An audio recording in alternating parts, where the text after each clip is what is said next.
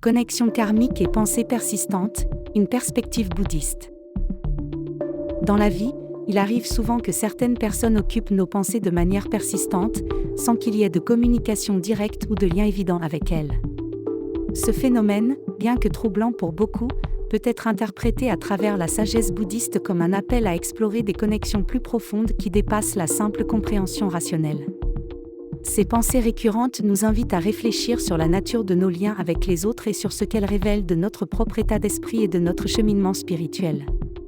Chaque pensée, dans cette perspective, est perçue comme une énergie projetée dans l'univers, un fil invisible qui relie notre âme à celle des autres de manière souvent imperceptible. Dans le bouddhisme, les concepts de karma et de connexion karmique jouent un rôle central dans l'interprétation de ce phénomène. Le karma ne se limite pas à la simple idée de cause à effet, mais représente une loi universelle d'action morale influençant non seulement notre vie actuelle, mais aussi nos réincarnations futures. Les liens que nous tissons avec les autres, consciemment ou non, peuvent être le fruit d'interactions passées dans des vies antérieures. Ainsi, lorsque nous pensons constamment à une personne, cela peut révéler un lien karmique profond, formé à travers plusieurs existences et qui persiste parce qu'il reste quelque chose à apprendre, à résoudre ou à compléter dans cette relation.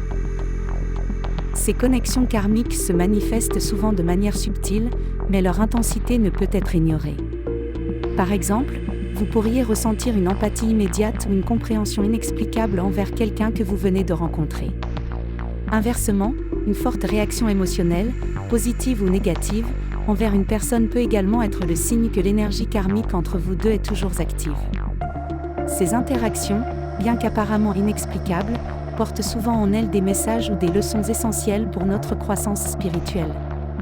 Ce type de connexion nous rappelle que nos vies actuelles ne sont pas isolées, mais qu'elles s'inscrivent dans un continuum d'expériences interconnectées. Travailler sur ces liens karmiques demande un engagement profond envers la connaissance de soi et la pratique spirituelle. La méditation et les techniques bouddhistes de pleine conscience offrent des outils puissants pour examiner ces pensées persistantes sans jugement.